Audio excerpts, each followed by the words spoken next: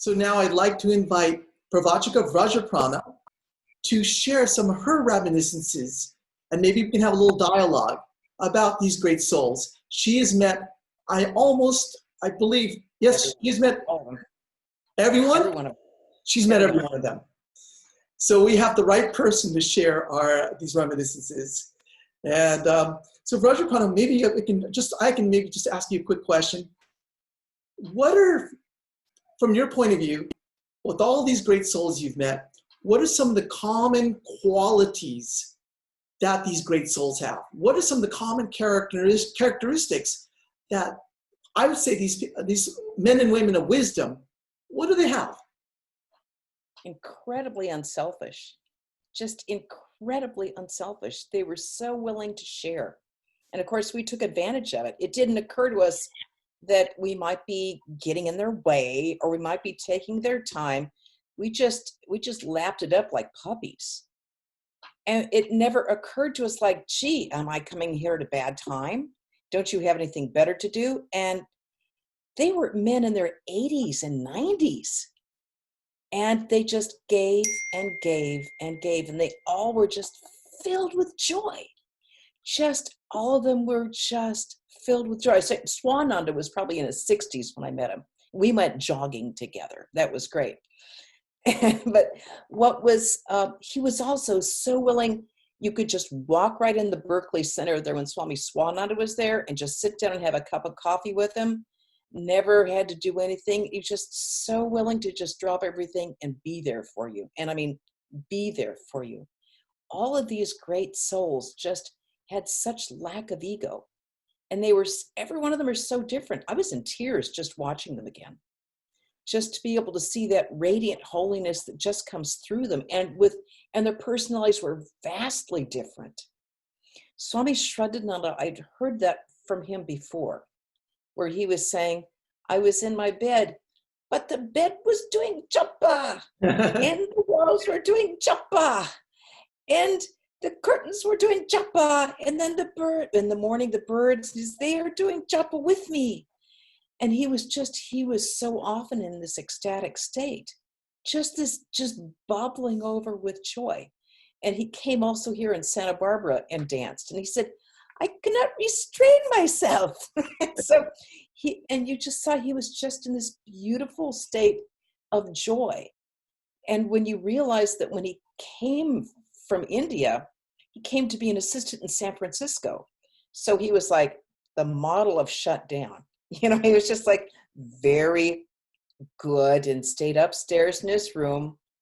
And that's a really important point with Swami Shraddhananda, because you think about all the amazing gifts that he was given. He was the disciple of Swami Shivananda, and that he was the personal secretary of Swami Virajananda and lived so closely with Swami Virajananda for so many years. They were up at Shamlatal together and held this amazing. So he said, but my spiritual life really began when I came to Olima. It's like, what? But you were with Swami Shivananda, you were with Swami Virajananda. Oh my God, all that time that you were in Shamlatal. I said, no.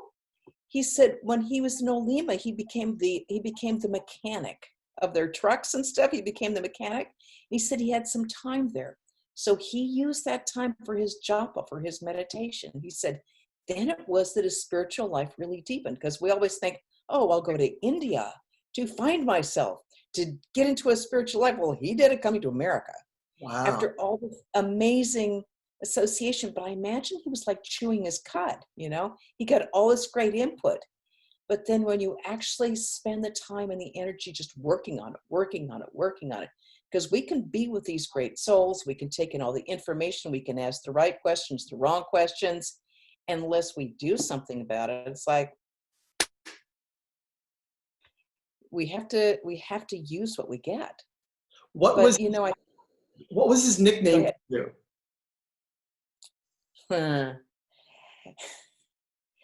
Vrajamani, Vrajadulali, Vrajarani. So we've heard sometimes though that sometimes great souls become childlike instead of childish. Can you explain that? What does it mean to be childlike? childlike was with that guilelessness. He was absolutely guileless and really quite innocent. When he would come to Santa Barbara, he would say, "So what is my schedule?" It's like, "He's here for 5 days. What is that?" I said, "Well, this day we're going to do that. When are we going to do that?" And he was like looking at me, said, "When are we going to the Senguptas?" And I said, "Well, we'll see Professor Sengupta." And he said, no, to eat. And then he said, "Oh, Krishna Sengupta. Yes, she'll be making pati shapta, which was just like, they're like little crepes, only they're with coconut in the inside and a little sweetening on the top. He was crazy about them. But I mean, that child, like, his sense of joy was just in every little thing. When he would see a flower, he would just be so observant, just walking around in the garden in Sacramento, and the breeze would come up. He was really quite observant. He was a real nature mystic. He was really, his ability to listen to the birds, to feel the breeze, and at the same time to be with every individual who came to him and just really tune into them. Just that simplicity. He just had this wonderful simplicity, completely guileless. He had no motive about what am I getting out of this situation? Is this person going to think highly of me or lesser than me? Just gone. So in other words, then they don't keep anything inside. Whatever's inside, it's all exposed out. It comes out. That doesn't mean that they're going to hurt your feelings. A lot of times if they see something but they don't think you're going to be able to deal with it, they'll just keep it to themselves. And sometimes if they think they really need to hear it, that we had some devotees who were, he said to her, he said, "You are the Virgin Mary." And the husband, he said, "And you are the devil." He's just like, "And you do not try to do that." And this devotee had no idea, but this devotee had been going out and meditating at night in the Shivagiri at night to meditate, to do some. And he said, "You do not do that." He said, "How did he know I did that?" But he knew. He got it in the end. Then sometimes it sounds like it can be quite embarrassing to be around these great sadhus because they may also just poke your ego. And if you're lucky if they just poke. They'll be lucky if they poke instead of like beat it to death with a meat cleaver. I was in Portland. Being in Portland was, as you know, you really had to be willing to put your head there down to be slaughtered. But I remember once Colleen was playing the piano, as she did before and after the lecture. So she was playing the piano in the middle of a lecture. She was sitting there at the piano bench, and he just looked over at her in the middle of the lecture and said, "Stop thinking that." It's like, damn, can't even think things in here. He notices. So yeah, they notice. And if they take responsibility for you, they'll call you on it.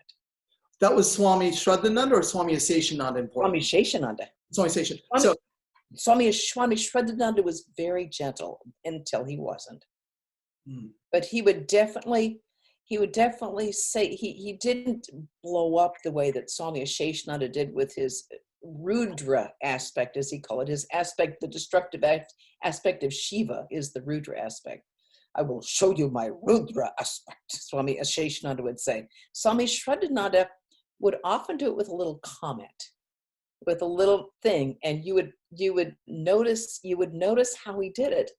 Very gentle, but it was there. Then with Swami Seshananda, for those that saw the video, Swami Seshananda was the last living disciple of Holy Mother, monastic disciple of Holy Mother. And so there was a story I heard about the car incident. Can you tell us about the car incident, what it was like to be in the car at Swami Seshananda, and what it means to have guru, to follow the words of the guru? Baba Prana, Devi Prana, and I were in the car with Swami Seshananda and Mrs. Vera Edwards, who we always called Mrs. Vera Edwards. Never Vera. If he was angry at her, Mrs. Edwards, but it was always Mrs. Vera Edwards. She was driving. Now when he had guests coming, he would always take them sightseeing. So whether you thought it was a great idea or not, he was going to take you sightseeing. So we didn't know where we were going, nor had he informed Vera where we were going. He would just say, turn left, turn right, turn left. So we were in the car, and he was turned around talking to us in the back, of something of always of a spiritual nature. And we were on the freeway going over the Willamette River. Now, right in the middle of the river, the freeway bifurcates into two, one going to this part and one going to that part. And Vera was saying, Swami, but he was quite involved in talking to us. And so she just thought, well, he's probably taking us there. She went one, and then he looked at me and said, no, you're going the wrong direction. Stop. And she stopped the car on the freeway when David Pravrajika, who's his disciple, said, no, you can't stop the car on the freeway. You can't stop the car. And then Swami said, back up. And then David Pravrajika, you cannot back up on the freeway. You cannot back up. And the cars were going like 60 miles an hour around us, honking their horns, screeching, going around us and avoiding us. We're right in the middle of the freeway. Stop. Now she's backing up. Baba Prana has gone into complete catatonia, like, I'm not here. I've already been in a bad car accident. I know it's coming. So I get down there and wait for the car to crash because I'm waiting for the next major car accident in my life. And miraculously, Mrs. Vera Edwards doesn't turn a hair. And we're just backing up. And then he said, go that way, go that way. And she went on. And then he turned around and started talking to her, and the three of us fell completely asleep. We had so much adrenaline in our system that we're like, oh. And the next thing we knew, we had gone to a junior college across the Willamette River that he wanted to give us a tour of. But I mean, she didn't turn a hair because she had such faith in his words that whatever he said, that was going to be the thing to do. And later when we reminded her of it, like years later, she said, oh, it wasn't that bad. It's like, are you kidding? It's like one of the most traumatizing experiences of my life. So just let's get that straight then. You're on the freeway. You're driving 55 to 70 miles an hour on there. Swami says probably 60 because it's over a bridge. We were probably going 60. And then he says to stop in the middle of the freeway. In the middle of the freeway. Then back up. And until then we go right. It's like if you're going on the 101 and he said, no, back up. You have to go on the 405. And so you're backing up on the 101 so you can go on the 405. It's like, oh, but instead you're on a bridge over a river. So Swami Seshananda had was known as a scolding Swami, and many of us, the most loving Swami in the world. Okay, so some of us who are not used to that scolding, why do they scold? What's the purpose of scolding us? Sometimes it can be very humiliating. Why do they do that? Sometimes with these great holy men, they do that. Why? The worst one, I think, was from my own guru, Swami Prabhavananda, where he just let me have it in front of somewhere between 250 and 300 people as they were leaving a lecture. And he just ripped me up one side and down the other because it really makes a great impression when you do it publicly. They see a tendency in you that's going to go, and it's like doing surgery. If they take it out, it's like laparoscopic surgery instead of waiting until it becomes this big tumor that kills you, that ruins your spiritual life. They see it, they cleanse you of it, and it really hurts at the time, and then you think it later, it's like one of your life's greatest blessings. One of your life's greatest blessings. And then you might not realize at the time, it might take you 50 years, 60 years to realize what they were getting at. And I was like, oh yeah, thank you, thank you, thank you. Yeah, it definitely hurts at the time. And what a blessing. What a huge blessing. They see it. So that can be quite as painful while you're getting it, I think, as we know. But you're saying then, if it's done with love, should it be different from someone who is scolding us, maybe out of their own ego? How do we know? Is there a feeling that we feel at the time, or is it something that comes much later on, like an avatar? Maybe you see the message of the avatar becoming more and more prominent as years go by? I think you understand more as years go by, but even at the time, it's like you're feeling like, what do you mean? What do you mean? And then, but you have such faith in these people because you see their radiant holiness. I mean, it's just, they are such holy people. They're not getting anything out of this. It's a lot easier for them to just ignore you. Right. They're putting a lot of energy and time into like working on you. They're like working on you. It's like a piece of embroidery, and they're just, it's like, ow, get that needle out of me. But you know, they see your potential. Yes. And they see that if this is taken out, you're really going to blossom. You know, when you garden, sometimes you have to, I sometimes apologize to my plants. It's like, I'm sorry, this needs to be clipped off. Yes. And it probably hurts them, but then they go, ooh, I feel so much better now. So there's a lightness. There's a lightness. And it's like, they've taken something out of you. How many births have you had it? How many times have we allowed it to grow in ourselves? And it's so ingrained in us, we don't even think about it. It's there. It's there. They see it and they cure it. Can you maybe share with us, since the Swamis passed away, any spiritual experiences? You just talked a little bit about Swami Shraddhananda. What about any of the experiences you've heard? It could be Swami Prabhavananda or some of the Swamis that we saw today. Can you share some experiences that you've heard that may not be common knowledge? Swami Tyagananda, I was so blessed to have, he was a disciple of Swami Shivananda. From France, right? From France, Gretz, right outside of Paris. He was, when I first saw him, I was 18, and he seemed rather remote and rather strict. So, I mean, I came there and I'd been initiated, and I was really into my Vedanta, but he was kind of like, he was very nice. And then, but you know, not someone cozy at all. And then I came back just a few years later. He completely changed. And he was just, it was like a rose that had been a hard bud. And then, this is this beautiful, fragrant, huge, soft. It's like, I said to him, why are you so different? And he said, Sri Ramakrishna was kind to me. And so I asked his doctors, Dr. Bordex, I said, why is he so different? And they said, well, we actually thought he had died. He had had what we thought was a heart attack or a stroke. And then he came back. And when he came back, he said that he had had the experience of Sri Ramakrishna. Wow.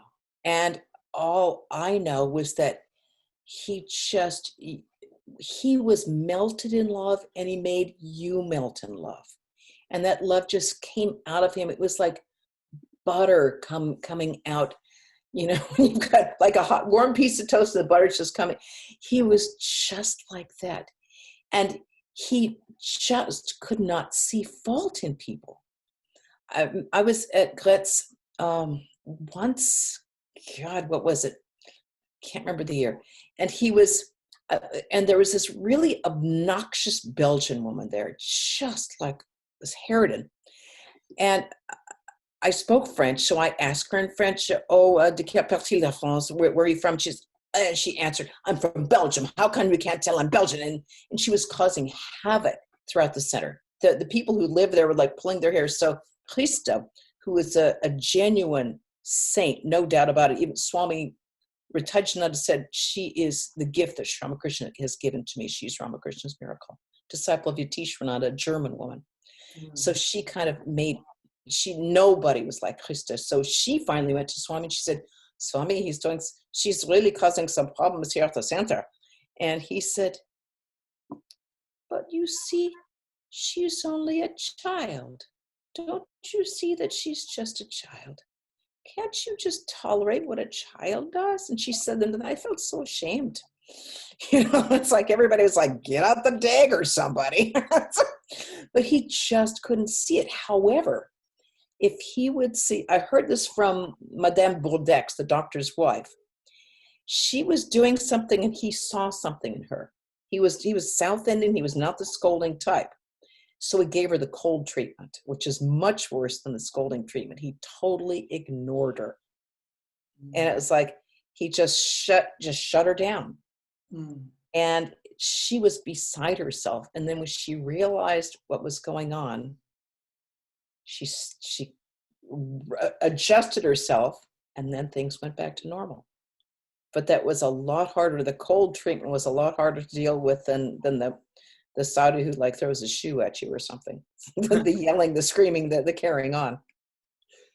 But the other thing that I heard from him, which was not from him, but from his disciples, Archie and Nina Stark, who were devotees at our Boston Center. And they actually lived, they were teachers up in Maine. And she was a French teacher, so they had decided to go to our Vedanta Center in Cruz. And Nina met Swami Prabhavananda. She completely fell in love. And she just wanted to be initiated that summer, because they had the summer, because they were teachers. So she went there too, and he initiated her. And she was just like, she was just in bliss, because there was this amazing saint that she could be around. And she'd be in France at the same time. So her husband, Archie, was there. And he said they had gone in together. And he said, well, Archie, if I can initiate you too. And he went, no, they're main people, right? No, Swami. He said, and Swami Prabhavananda said, no, Archie, you're right. You're right. Who knows if all this is real? Who knows if any of this is true? And so Archie, like, good, he appreciates my independence, sort of thing. So they went back to America. By December, Archie couldn't contain himself. So he had to go back in the middle of winter to go back and get initiated by Swami Prabhavananda. He couldn't stand it anymore. He'd fallen in love with the man. At the end of Swami Prabhavananda's life, they went with him to Bellarmont because he wanted to go back to India one more time. And then they went back with him, accompanied him back to Cruz. And he was on his bed. He had a few days before he was going to die. And Archie was on one side and Nina was on the other. And he looked over at Archie and he said, Archie, it's all true. It's all true. Wow. And they were just pouring tears when they told me that. And then I started pouring tears too. It's like, it's all true. Wow. It's amazing. Can you tell us a little bit about, you were the disciple of Swami Prabhavananda. Yes. Can you tell us a little bit about him? And also, were you there at his Mahasamadhi? I wasn't. I arrived there about half an hour. I wasn't a nun yet. So I arrived about a half an hour after he'd passed away. Could you describe maybe what that experience was from what it was like when he passed away, and did he choose his passing? He chose his passing. He said Maharaj Swami Brahmananda had given him that. So before he died, he kept saying, what time is it? What time is it? And so he chose to die on July 4th, the same day that Swami Vivekananda died. Wow. And then they were going to go to, everyone was going to go down, of course, that day, July 4th, to Swamiji, to Trabuco. And we had a garland of those beautiful white gardenias. And instead of it going on Swamiji, they went on Swami Prabhavananda, as the guru. Yes. He was beautiful. He was radiant. And you walked in the room and it was just the most joyful place. I mean, people were chanting, people were singing, people were crying, people were laughing. It was just an incredibly joyful thing. And you just felt for like weeks that your heart was just filled. And that kind of mood went on for a really long time. And a lot of people were having a lot of dreams of Swami Prabhavananda at the time. He was coming to people in their dreams. And it was just a really joyful experience. We all kind of knew it was going to happen because he had gone into Baba Samadhi on June 1st. And he called the monastic disciples into his hospital room and given them instructions, things meant just for them. And there's a picture, Vrajaprana, I think, took the, or I'm sure Krishnananda took the picture, but I mean, she shared it. It's like, you look at him and he's just drenched in that joy. But I remember he used to say, it works, my child, it works. And the other thing he used to say, which I thought was very helpful, is stay on the train. In other words, keep on your spiritual path. He said, you might fall asleep on the train, but stay on the train. Because we often think we're not making progress, but as Holy Mother said, we're in no position to be able to assess our progress. And that's good, because it would give us an ego. He said, stay on the train and you will reach your destination. Wow. Absolutely, you'll realize, you'll get to that destination. So The other thing, before I forget, because I was remembering something that I'd forgotten. Yeah. And it was something that Swami Tyagananda had told me. And I think it's relevant for all of us here. But because we've all had the issue, it's like, what do we do when we have spiritual dryness? It's because we go in with great enthusiasm. It's like, I'm going to realize God, and I'm going to do it in 5 years. I'm going to beat everybody to the goal. It's like, we're going to do it. And it's like 5 years, 10 years, 20 years, 30 years, 50 years. And it's like, okay. And then you realize it's like, okay, well, I don't seem to be getting anywhere fast. And then it's hard to keep up that enthusiasm. And then what do you do when you just don't feel like it, because you don't feel like you're getting anywhere? It seems sometimes like you're going in reverse. Right. And so I asked him about that. And he said, I am convinced that when we go through these periods of spiritual dryness, we're actually burning off bad karma. So it seems like we're not going anywhere, but in fact, what's happening is so far beneath the surface, we're not aware of it. But during all that time, it's not that we're not going backwards. We're making a huge amount of things, but it's all below the surface. It's all below the surface. So like hills and valleys as you're ascending higher and higher. Yes. And all those valleys that we're experiencing, there's a lot going on. We're just not aware of it. It's all that karma being burnt off that we need to have burnt off. Good point. He's the only person I've heard say that. Wow. Well, another question that sometimes comes up is that some people think that when a person has realized God or has achieved a highly elevated state, they shouldn't get angry. So sometimes when we go and we see some of these different swamis or pravajikas and they get angry, what's the reason for that? People think, should they be feeling bliss all the time? No. What's the answer for that? Because they still have a human mind and a human body, and sometimes the human body really hurts them. Poor Swami Swahananda at the end of his life, I mean, he was in so much pain. He was in such pain. Swami Prabhavananda was really suffering a lot. All of these old sadhus. But I mean, Swami Swahananda was everything hurt with him. But he stayed on to serve. He stayed on to serve people. That's the whole deal. He was in for service. But what they do is like a sadhu's anger is like a mark in water. When a normal person gets angry, they harbor that thing, they remember that thing, they keep a grudge going, they think about it. With a sadhu, it's a mark on water. And often when they show their anger, it's to help you. It doesn't help them. It helps you because you need to hear about it.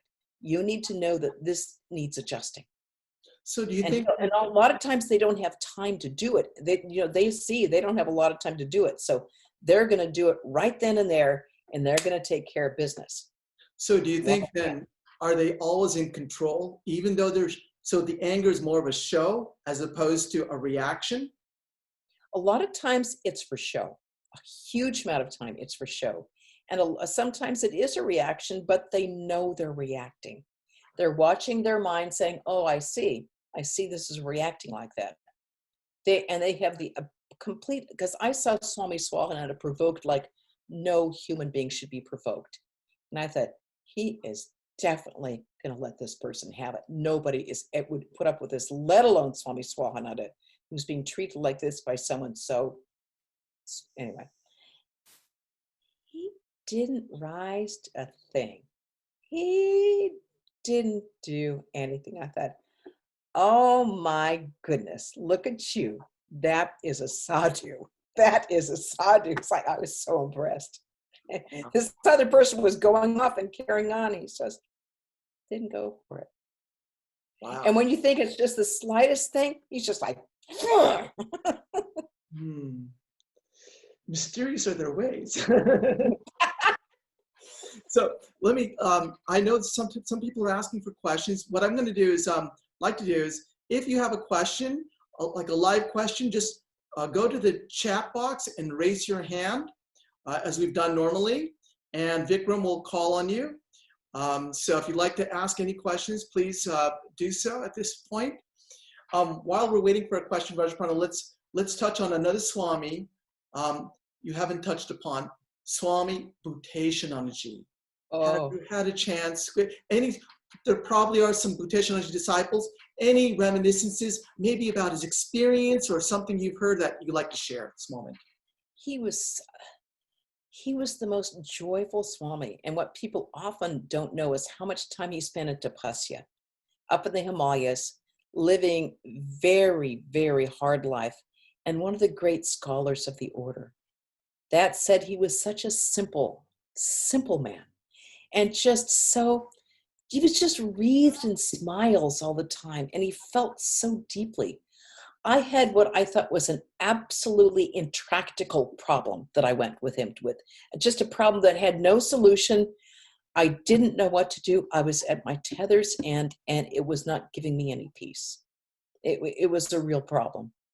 So I went to him and asked to speak to him. And I said, how do you, it was with a monastic sister who's no longer here. I said, how do you assess pretty much dealing with a monastic person who is not judge a person or assess a person who's not keeping to in a monastic life, isn't following certain behavior patterns that you expect. Right. And I realized that he was reading my mind. And he said, you judge by the ruler of love. That is how you measure another person. Are you using the ruler of love? And I was like,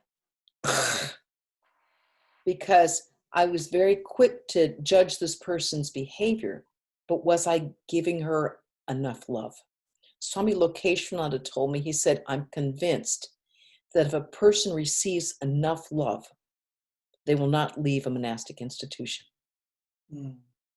And I thought, are we giving this person the love that she requires, the love that she feels that she needs?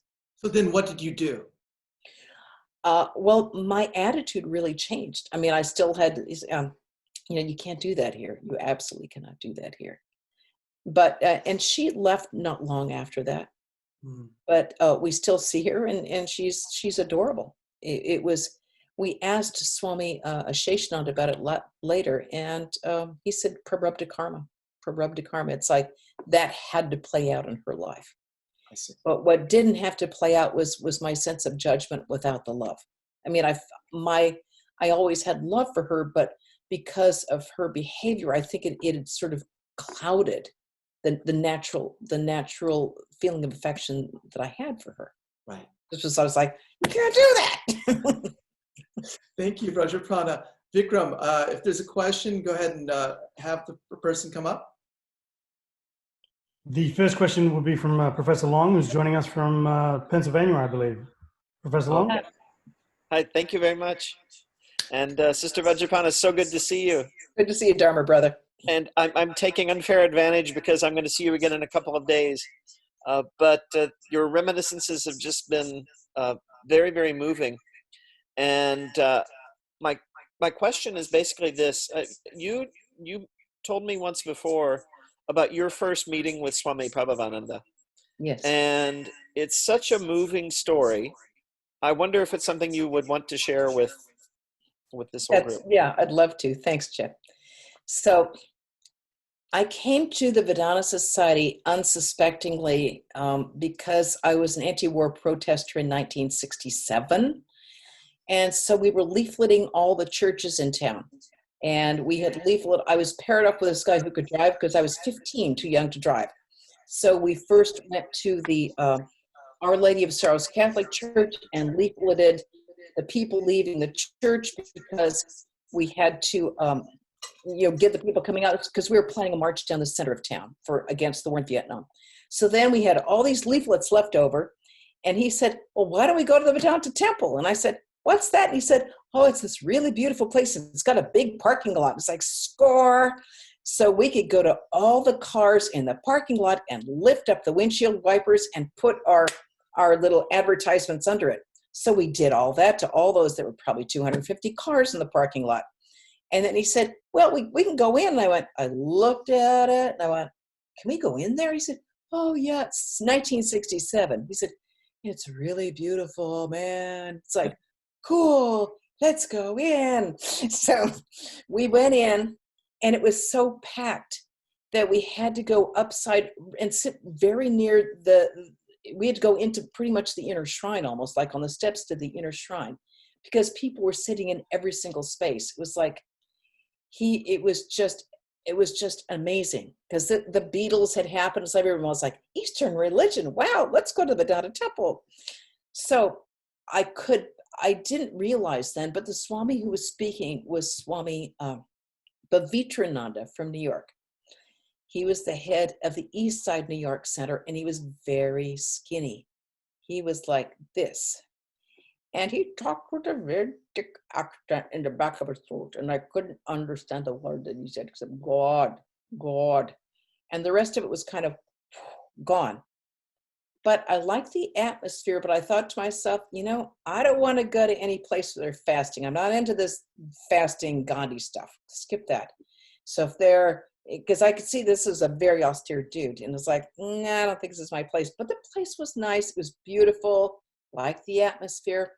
And then this other shorter Swami got up and thanked him. And then they went down and greeted all the parishioners who'd come. So we were at the back of the line, of course, and I got up there, and Swami Prabhavananda shook the hand very carefully. He was very delicate, but it was like, you could see he was an extremely reserved person.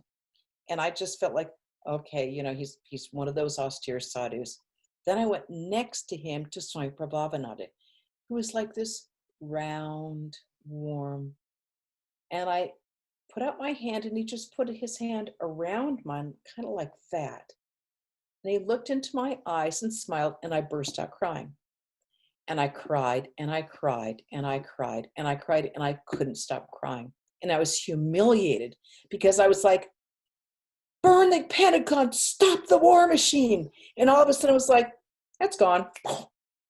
Who cares? It was like, obviously whatever I'd seen before was completely irrelevant.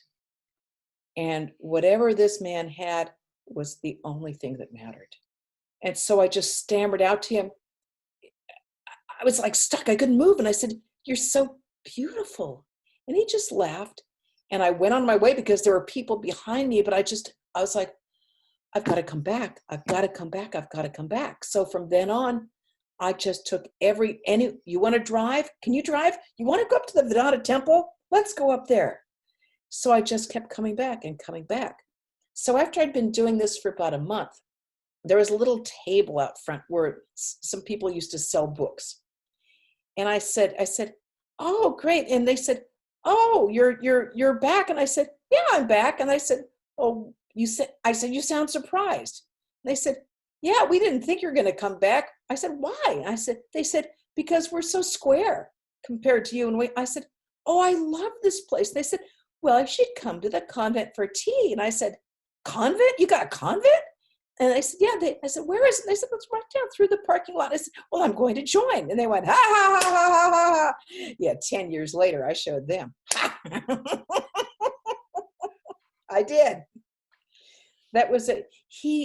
Swami Prabhavananda could transmit purity and holiness without saying a word. Christopher Isherwood in his diary said that people would often have to just have Kleenex around, because he would make people cry, just because that he would pour out love, but that purity, that holiness, it was just like tangible. I'd never encountered that in my entire life.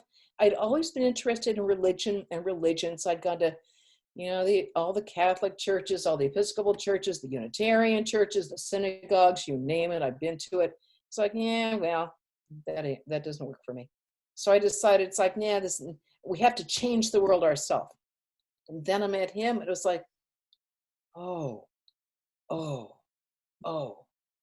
And he was so wonderfully open-minded. When I met him, I said, Swami, I don't believe in the Kundalini. He said, you don't have to. And I went, oh, that's great.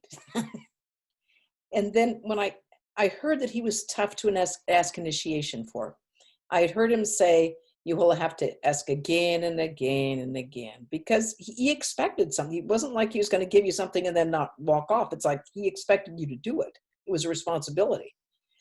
So I asked Prabhaprana, the head of our convent at the time, I said, Prabhaprana, do you think I can start asking him now? And she said, yeah, you could start asking. And so I went to him and I said, Swami, will you initiate me? And he went, sure.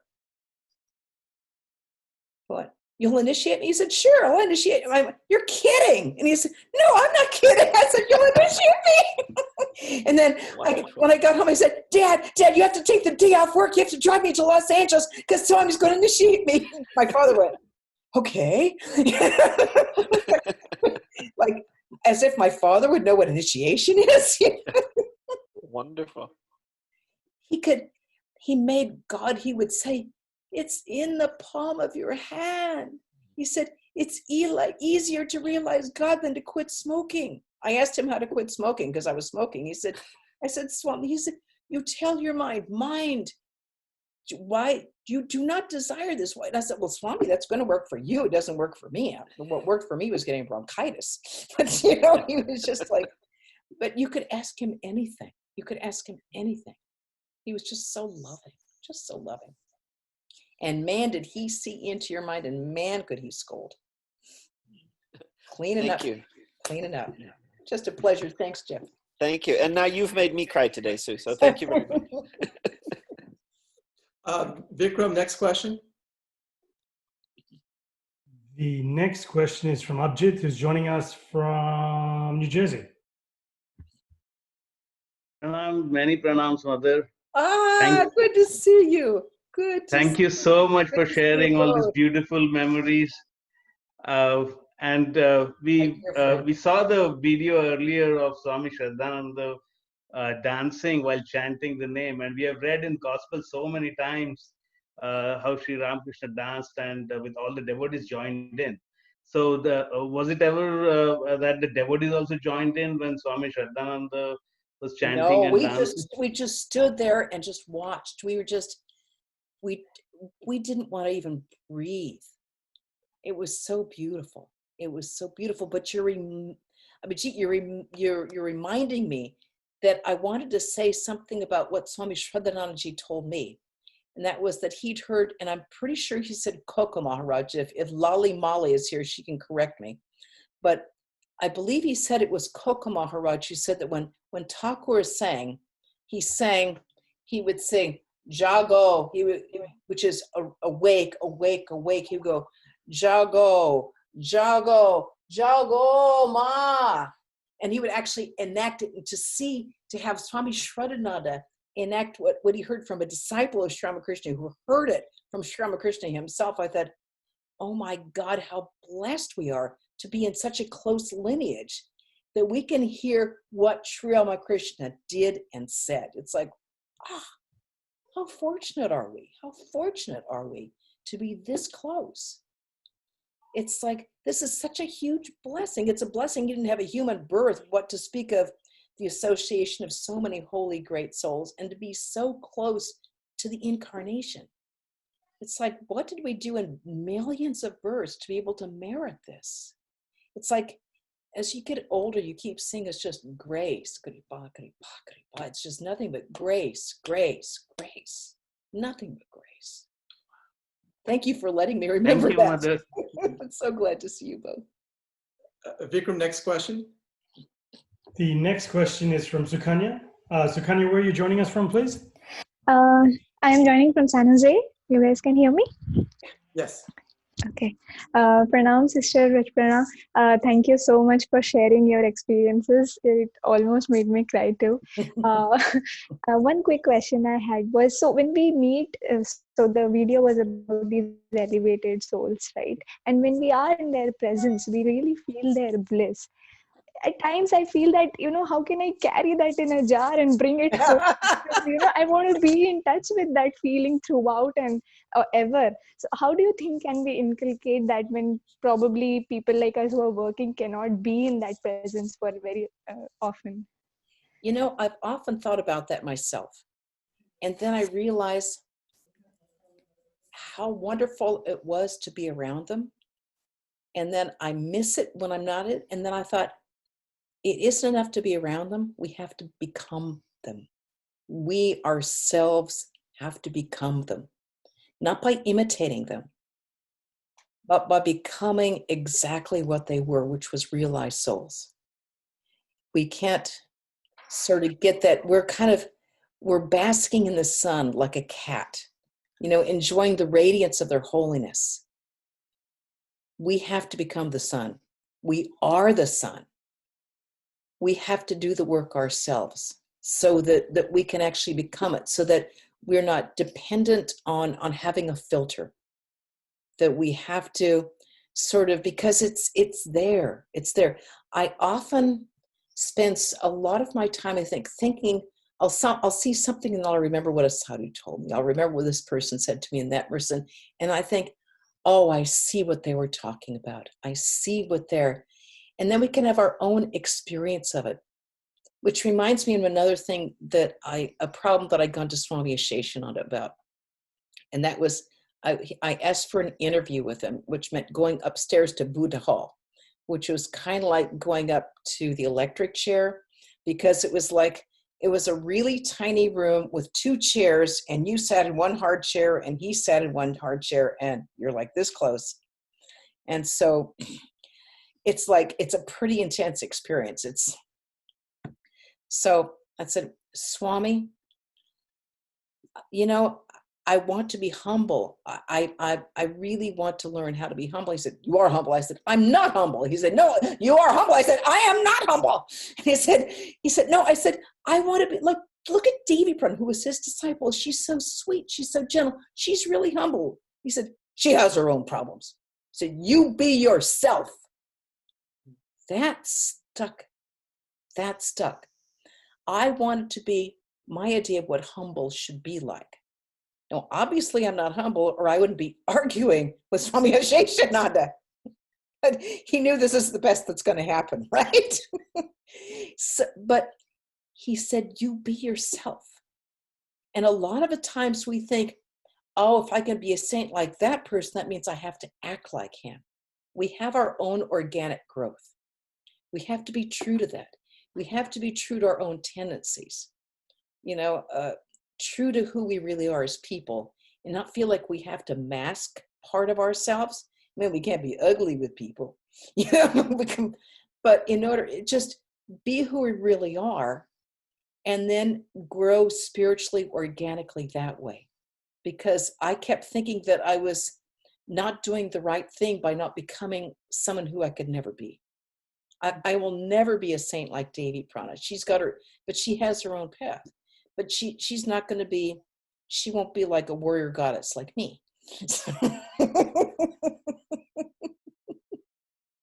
She won't be one of those people who takes on Jeffrey Kripal. It's like, what kind of nutcase is going to do that, right? But Vrajaprana, Jeff was laughing along. But isn't that the beauty of all these different swamis? They have so different personalities. Absolutely. So it's not that one size fits all. We sometimes say you should mold yourself in Ramakrishna's mold, but to me, it's just bringing out the divinity within you and allowing it expressed through your own personality. Exactly. And that's something I think is really important, because sometimes American monks, we want to be and act like Indian monks. Sometimes we think we should be the Indian way and we should be this way. And it's a struggle in our own personality. Right. And then once you start to see that when you're comfortable, one of the things I loved about these swamis that we've talked about and other, what we call mature swamis, is they accepted you as you are. Exactly. They didn't expect you to be like anybody else. And in their presence, them accepting you made you accept yourself. Right. Swami Tyagananda would see the greatness, your potential in who you should be, and he tried to bring out that greatness, but first by accepting you as you are. So to me, that was one of the great things about all of these Swamis, is that just pure acceptance, unconditional. We talk about unconditional love, love without conditions. They love you as you are. And that because was, they can see the real you that we can't see. absolutely. We don't see the real us. And they then, see it. Then our boundaries, the ego's boundaries, start to melt down, and we open up. And then you feel growth. I mean, so I think that what you said here, grow as you should be. We see the difference of the different direct disciples, different personalities. So there's no one, I think, mold, and that's really important. So you'll have Rajasic people who are great souls. You'll have Sattvic people. You'll have various. So thank you for saying that. Swami Tyagananda in Berkeley, because you think of Berkeley, it's like, oh my God. So we were walking on University Avenue, and like University Avenue in Berkeley is like a circus. It's like a freaking circus. It's like, yeah, it's dirty and people are doing all sorts of things. It's like, and you think, oh, shelter the Swami. It's like, he said, I love this country. Look at it. Look how free people are here. People could never do this in India. And then he could really see sort of the value of each individual culture and each individual within that culture. And he was willing to go with that person where they were. It was wonderful. He really lived Swamiji. So in other words, when they were here, they didn't try to make you Indian. They saw the greatness of America and just allowed that expression to. Allowed that expression. They allowed every culture to be itself without changing either. You don't try to graft a rose onto a dahlia. You just, guess who's spending a lot of time in the garden. You just work with what you have and let each one grow organically as it should, as it's meant to be by their own. Everyone has their own some scars. Everyone's got their own karma. Everyone has something that they're going to blossom, and all these seeds will express in this life. The right ones, if we don't try to inhibit its growth in an unnatural way, that'll impede us. Sometimes we see that, sometimes we think that it's important to bring the rituals into, say, the host culture. So we bring in the Indian rituals and we should be true to the rituals. But it seems to me, after some time, it organically has to express itself in its way. So it's not really the rituals that's important, but the values behind those rituals, the principles behind those rituals that should be adopted. What do you think about that? I'm a great pujarani. I love doing puja. And I was just reading where Swami Vivekananda said that ritual is just philosophy that's been concretized. Right. So all of our Vedanta philosophy is right there in that ritual. But really so much of the ritual is just purifications. And I think a lot of us need to have those purifications because sometimes we feel crudted up before we can begin our meditation. We get so many things coming in from the outside world and we feel like, oh God, I'm just overwhelmed with all this stuff. So I think it's actually when you do these things, both physically and mentally and verbally, it makes a tremendous impression. But those meditations that we do in the ritualistic worship are so powerful and they just stay with you. So I'm a great believer in the ritual, and even more than that, I'm a great believer in prayer. I'm really a great believer in the power of prayer, and not in any sort of like official prayer that we should say, but it's like, what's on your mind? What's going on here? Why is this happening? Talk to her mother. Can you help me with this? What are we? But I really think, I was just talking to a woman today. It's like, who has some difficulties with her mother. So she said, I can't talk to her. Don't try to talk to her. Pray for her. Pray for her. That's probably the best thing that we can do. And you don't try to, we do that in our own language. When you talk to your mom, you're not going to try to speak in an appropriate voice. That's, Mom, come on, what's going on? Just in the most intimate possible way we can. It's like, if the Lord is nearer than the nearest and dearer than the dearest, then we don't have to have any special thing.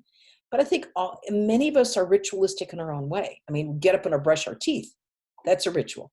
No, what I'm saying though is that we may start off with the rituals in their proper ways, but eventually, don't you feel it has to organically grow from within? So you may start off with a petitionary prayer, but eventually your own inner voice your own prayer will come out. In the same way, your own expression, we may do worship of God and you'll have these different ways of doing it, but eventually you'll find your own connection, your own expression of love. Even sometimes I think worship is just one's expression of love towards the divine. But eventually it takes its own roots and it comes out in the way that you express it. Could be through art, through music, in whatever way. Yeah. So that's I mean, through dance, through singing, through art, through any way that we, through gardening, any sort of thing. And that's what karma yoga is. Just any action that we do. And Krishna, the Bhagavad Gita, whatever you do, whatever you offer, whatever you do in sacrifice, do it as an offering to me. Right. So it is like Swami Shraddhananda being the car mechanic. You know, everything that we can do can be spiritualized if we allow it to be, if we incorporate that as a part of our spiritual life instead of trying to separating it. Sure. Thank you, Vrajaprana. Vikram, next question. The next question, I'm not sure the person's screen name, but I do see, well, I do see their screen name. It's Buttercharm. They've got a beautiful plum tree / cherry blossoms in the background. Nice. Both. You know who I am. You know.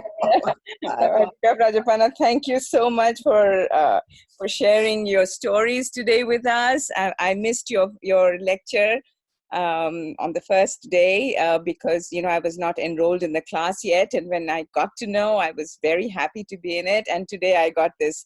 Ma gave me you today. She said, "Here, get." So it's really, really wonderful to hear from you today. And I look up to you a lot. We read your book, Vedanta: Simple Introduction. We are transformed when we read that. So I do admire you quite a bit. I was just wondering, you met all these wonderful swamis, and you have had, personal experiences of all of them. And I know that Swami Prabhavananda was your guru. But I still feel, I just want to know this because I have also met so many, swamis and so on. I was just wondering, who is the person who you want to emulate?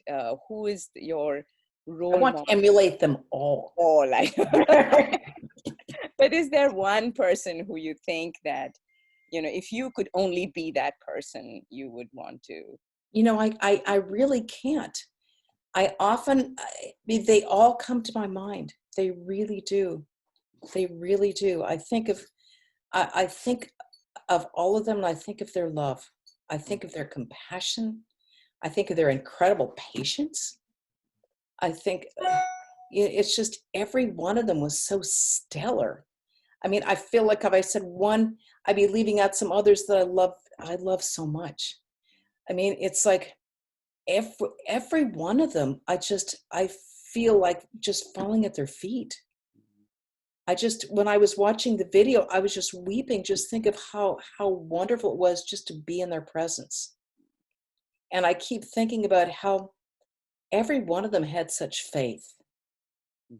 And they all have faith in us. And that's the thing. That's why what these people do is like, you can see that they have faith in us. And it's like, we have to have that same faith in ourselves. We have to become that self-reliant. It's like, they could see it in me. I don't see it in me, but they could. I trust them. Swami Asheshananda, Swami Prabhavananda, Swami Ritajananda, Swami Shraddhananda, if they had told me to jump off a building, I would have done it. Not because I'm a credulous person, because I know that they would not do it except if it were for my own good. Swami Swahananda would have done it for the good of the world. It's like, you want me to do this and someone else is going to benefit? Okay, I'll go for it. Swami Swananda, he wouldn't even think of doing that. But Swami Bhuteshananda, any of them, because they had such spiritual greatness. They could see that. They could see exactly what you were, and they loved you despite yourself. Because they didn't judge on all the dreck on the outside. They judged from what they knew was in the inside, and they could see that. That's what we all have to do. If we could see each other the way that they see us, this world would be heaven. We ourselves would be so happy if we could relate to other people the way that they relate to other people, because they see that spiritual person first. They see the divine in them. They don't react to that person's shortcomings. They react to that divinity, what they want that being to fully develop. And we have to do that too. We have to have enough faith in ourselves and to realize, yeah, they saw it. Yes, it's there. I know it. I know it will happen. If I follow their words, if I do what my guru tells me to do, this will happen. Stay on the train, stay on the train, stay on the train. Thank you. Vikram, next question. The next question is from Amit. Amit, where are you joining us from? I'm joining from Detroit, Michigan. Mataji, thank you for this wonderful presentation, and what a pleasant surprise. We were thinking of hearing something different, but this was really touched me. We felt the presence. I really felt the presence for the last almost 2 hours. Blessing. I did not have, you're so lucky to have met all these exalted Swamis. Believe me, I needed it. I had the pleasure of meeting Swami Swahanandaji a couple of times. Wonderful. To me, he looked so childlike. He had a once when in Hollywood I saw him, people massaging his feet, and he was just like a child. So I don't have a question. I just wanted to ask you if you can share some of his your best experience with him, something spiritual. That's it. Thank you. Swami Swahananda was just amazing. He was so, after being with Swami Prabhavananda, it was like he would talk about the highest spiritual things. Then you go to Swami Swahananda, and it would be like, you can do this or you can do that. I was like, come on, be definitive, be definitive. And it's like, no, raise us to the highest level. He said, when I give a lecture in the temple, I'm not talking to people with you who already have zeal. I'm not talking to you. I'm talking to that one person who feels like he doesn't have a chance at spiritual life. That one person who feels like spiritual life has passed him by. That is the person I want to reach. If I can reach one person and bring that person to spiritual life, bring that person to Thakur, I feel like my life is worth it, or my life has been a success. And I thought, oh my God, my ego. Bam, bam. That man had such a heart. He had such a heart. He would be so patient with the most annoying, insane people. It's like he would have no patience for people. It's like, God help you. If you got on the phone and said, oh, Maharaj, how are you? It's like, he'd hang up the phone without saying anything. We had one nun who kind of took a long preamble before she'd get to the point, and he would just hang up the phone. It's just like, it's like, get to the point. He had endless patience for people who are mentally ill, for people who were suffering, for people who were like, didn't feel like they had a chance in the world. He would put up with anything. Those were the people, because he felt like all the other people, they were given plenty, but who was addressing these people? Who was taking care of these people? He was there. He was absolutely there for them. He had a huge heart, just a huge heart, and his compassion. He was also a mind reader. God help you. One of the nuns in Hollywood she said she realized that some person had come to Swami's room, and she realized that she could read that woman's mind and she knew what she was going to say. So she didn't say anything. And then when the woman left, Swami Swahananda looked at her and he said, "Oh, so you can do that too, huh?" It's just like, she also said that when she was walking down from the convent to the temple, and she never went to his room, but always went to the temple first and then would go and check in on. But she got this thing, it's like, I have to go see Swami. I have to go. So it's not my time. It's really early. I mean, so she just went in there. He said, "Good, I was calling you." And when she walked in, he's like, "Good, I was calling you." Just did it like that. He could absolutely knew exactly the contents of your mind, which was amazing because he had such compassion. I heard this from Swami Mahayogananda, that Swami, he was extremely reticent. He was extremely humble. Swami Swahananda was an extremely humble person, humble in the extreme. And he would not talk about spiritual experiences of his own for anything. God forbid. In fact, he would go way out of the way. He'd say, "Oh, I like to watch television. I like Perry Mason." He would say from the pulpit, "I like to watch Perry Mason," because he would do anything to have people, the whole thing of the spiritual pride and people kind of wearing their spirituality on his sleeve made him sick. He couldn't stand it. So he went totally in the other direction. So it was Swami Mahayogananda, who they were outside, I think they were in Washington, D.C. or Ridgely, but they were together because he had traveled with Swami. And he asked Swami, they might have been in a car together, but Swami, something about a non-dual experience.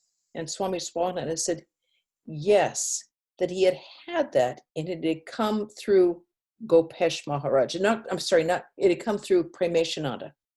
Premeshananda had given him that. Premesh Maharaj. And I think Swami Mahayogananda was pretty stunned because he never talked about it. And then Swami Swahananda said, "But whenever I want, that experience comes back to me." And I remember he would love to go out to the ocean, and we would go out, the nuns would go out to the ocean with him. And he would just sort of stand on the sidewalk and look out on the ocean. And he would just go, Hari Om, Hari Om, Hari Om. And I would feel like my hair standing on end because he was in that place. He was just in that place. It was just, I loved to, when we would go down to board meetings or go down to things in Hollywood, I would just go and sit in his room and he'd be watching the Mahabharata. And he said he'd like to watch television because then the devotees could be with him and they could have his company, but he wouldn't be exhausted by talking all the time because he was old and he was sick. So he would just sit there and I would just feel my mind elevated just by sitting on the floor next to him. I felt just so happy just being on the floor next to him. Just was like, and we could have the most ordinary conversation, but your mind would go up because that's what he would do. And in the middle of the night, he would get up and sit on the edge of his bed and do japa. He didn't sleep well, so rather than doing anything else, he would spend a long time in the middle of the night doing japa, and he did it for the good of his disciples. He had nothing more to attain, but he did it for the good of all his disciples. He was such an unselfish soul. The more I think about him, the more inspired I get by his incredible humility, his incredible unselfishness, and his ability to just keep pushing himself and pushing because he was going to serve. He was going to serve. He was going to put a Vedanta Society in any place you could stick a pin if it would help one person there. It would help just one human being. Thank you for allowing me to remember him like that. Thank you, Vrajaprana, and thank you for sharing all these lovely reminiscences. Yes, so what a great treasure we got today. So we didn't get one thing, but Mother provides another thing. When roadblock occurs, if you just stay tight and just hold on, she takes you in another direction. And so today, I think what a beautiful way. What did we learn? Seeing like our whole Vedanta class is summarized in this talk of these, what the various Swamis had said. So, and then to feel, sometimes it's hard to feel. So through Vrajaprana's experiences, feeling the presence of these Swamis. Thank you, Vrajaprana, for making them alive, you know, and it's just— It makes me so happy. One thing I remember, just Swami Swahananji, is just how, you know, you think of humility. Swami Ashokananda said, humility is the ability to see greatness in others. Humility is not being a doormat. It's the ability to be great, to see the greatness in others. And that was him. He was so humble, but he would make whatever you did so powerful, so magnified that you feel great yourself. So you're just helping us. I'll share one last experience that I heard him say. And that was when, as you said, he never would share any experiences. And this is something I also wonder sometimes in our Ramakrishna tradition, we don't hear Swamis really talking about their own experiences. So I used to ask the Swami why. And the Swami told me something, said that the reason is, well, that it's a very intimate moment. And he said this is what he verbally said. So you don't share the experiences in the bedroom. You don't share the experiences you have with the divine.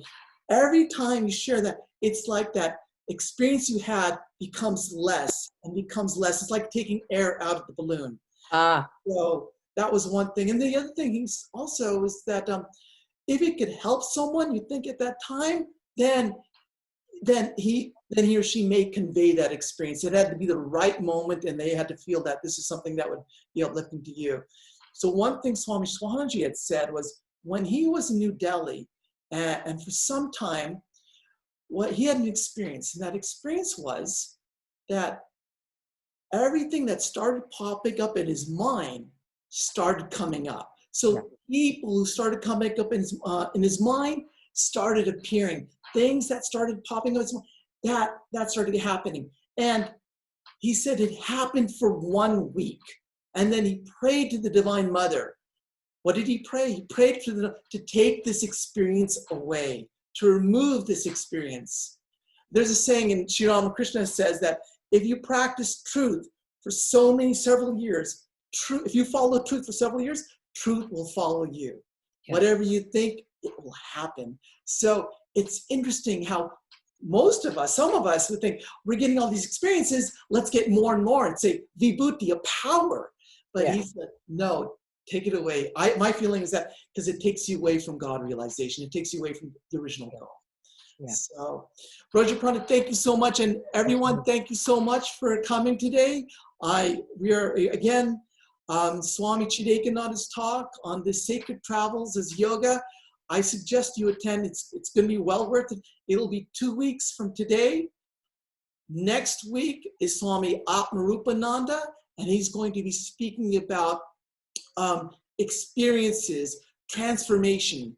What are the transformations we can hope to achieve if we do these practices? What are the big transformations, and what are also the small transformations that we may not think it to be transforming, but if you can measure it, you'll see that you are transforming. So it'll help us make aware of how we can transform by doing our practices. That will be next week. And one final thing is we'll have our final guided meditation and guided worship this Sunday with Swami Satyamayinanda and myself. And that is it. So thank you again, everybody. So because we were going to have a final Q&A session 2 weeks from now, I'm hoping we can have that final Q&A session 3 weeks from now. Vrajaprana, keep your calendar open 3 weeks from now. And I'm hoping we can get all the Swamis and Pravajikas to answer the rest of your questions. Thank you so much, so much. Om Shanti, Shanti, Shanti. Hari Om Tat Sat. Shri Ramakrishna Order. So Vrajaprana, one thing you can do, we like to do this at the end. If you like, go to the top right-hand side of your, you'll see this thing called gallery view, the top right-hand corner of your, and then Vrajaprana just keeps those, you can scroll. So just say hello to everybody, go to to the right-hand button and keep pressing, and you'll see there's 12 screens you have to go through. Oh, wow. Hi. Hi. Everybody has Hey, to- everybody. Hi, wow. Oh, my goodness. Everybody have a chance to have your darshan. And thank Ah. you. Oh, my God. So many wonderful friends. There's a Wow. lot of screens, just about 230 people now.